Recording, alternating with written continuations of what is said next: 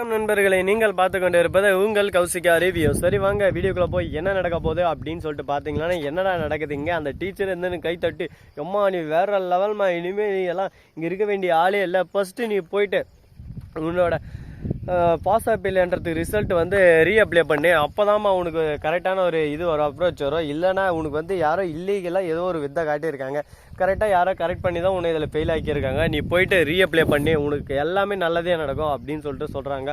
அப்போ நான் பாஸ் ஆயிருமனா அப்படின்னு சொல்லிட்டு ஒரு பக்கம் யோசிக்கிறாங்க. ஏன்னா அந்த அளவுக்கு அவங்க மைண்டை வந்து ரொம்பவே டிஸ்டர்ப் பண்ணியிருக்காங்க அந்த கூடக்கிற ஆளுங்களாங்க. ஒரு தோல்வி ஒருத்தருக்கு வந்துச்சுன்னா அந்த நேரத்தில் எப்படி இருக்கும் தெரியுமா? பக்கங்கிறவங்களுக்கெல்லாம் அப்படியே ஒரு குசி, ஒரு அப்படியே சும்மா திட்டுன்ற பேரில் அவங்க வாயிலேருந்து ஒரு வார்த்தையும் அவங்க மனசை எவ்வளோ புண்படுத்துன்னு சொல்லிட்டு அவங்களுக்கு யாரும் யோசிக்கவே மாட்டாங்க. அது எதனால் நடந்துச்சு, அவங்களுக்குள்ள இருக்கிற மைண்ட் செட் எப்படி இருக்குது, அவங்களுக்கு இன்னும் வேறு எதுலையான இன்ட்ரெஸ்ட் இருக்கா அப்படின்னாலாம் யோசிக்க மாட்டாங்க. அதை விட்டுட்டு தேவையில்லாமல் நடந்து முடிஞ்ச ஒரு விஷயத்தை வச்சு அவங்கள குத்தி அவங்க மனநிலை ரொம்பவே பாதிக்கப்படுற அளவுக்கு ரொம்பவே கேவலமாக நடந்துப்பாங்க. இந்த மாதிரி ஜென்மங்கள் ஊட்ட சுற்றி நிறைய பேர் இருப்பாங்க. அவங்கள யாருமே நம்ம கேர் பண்ணக்கூடாது. நம்ம வாழ்க்கையில் நாம தான்டா கிங்கு, நாம தான் ராஜா அப்படின்னு சொல்லிட்டு முன்னேறினு போயினே இருக்கும். சரி, இப்படி ஒரு பக்கம் போயின்னு இருந்தாலும் மறுபக்கம் என்ன நடக்குதுன்னு சொல்லிட்டு பார்த்தியா, நம்ம இனியா இருக்காங்களா, அவங்க வந்து இதில் ஏதோ ஒரு சதி வேலை மாமக்காரன் செஞ்சுருக்கான், அவனால தான் இது எல்லாமே நடந்திருக்கு அப்படின்னு சொல்லிட்டு விக்ரம் கிட்ட பேசினிருக்காங்க. விக்ரம் வந்து நான் சொல்கிற மாதிரி நீ செய்ய, அதுக்கப்புறம் எல்லாமே வெளிச்சத்துக்கு வரும், அதுக்கப்புறம் அவனை கையுங்களமாக பிடிச்சி அவனை பொழந்து இதுக்கு அவனுக்கு யார் உதவியாக இருந்தாங்களோ அவங்களும் சேர்த்து பழகலாம் அப்படின்னு சொல்லிட்டு பேசினிருக்காங்க. இதை கேட்டதும் சரி ஓகே, நீ சொல்கிறதும் கரெக்டு தான் அப்படின்ற மாதிரி இனியா இருந்து நம்ம விக்ரம் கிட்ட சொல்லிட்டு அந்த இடத்த விட்டு கிளம்புறாங்க. மறுபக்கம் என்ன நடக்குதுன்னு சொல்லிட்டு பார்த்தீங்களன்னா, வீட்டவே அலகோலமாக ஆக்கிட்டு வீட்டில் இருக்கிற சந்தோஷத்தை எல்லாமே கெடுத்துட்டு நான் மட்டும்தான் சந்தோஷமாக இருக்கணும், கிச்சனில் எதாவது இருந்தால் நான் எடுத்து சும்மா அப்புக்கும் திருட்டு போன மாதிரி அப்படின்னு சொல்லிட்டு ஒரு கேரக்டர் இருக்காங்க. அது யாரான்னு சொல்லிட்டு பார்த்தீங்கன்னா நம்ம அமுதாங்க.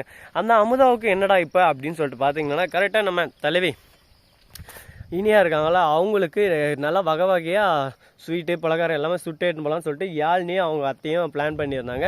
அதை வந்து போட்டு கொடுத்து அதை பிடுங்கி தின்ன இவளுக்கு சரியான ஆப் வைக்கணும்ல, எப்படி இருந்தால் அந்த பலகாரத்தெல்லாம் எடுத்து தின்னுன்னு சொல்லிட்டு அவள் கிச்சனுக்கு போவா.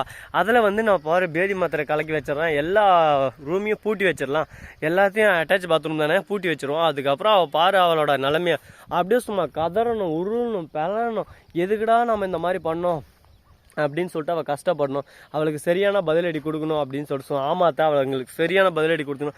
நான் எவ்வளோ பாசமாக இனியாவும் குழந்தையும் பார்க்கலான்னு சொல்லிட்டு ஆசையாக இருந்தேன், எல்லாமே கெடுத்து விட்டால அவளை சும்மா விடக்கூடாது அப்படின்னு சொல்லிட்டு பேசினிருக்காங்க.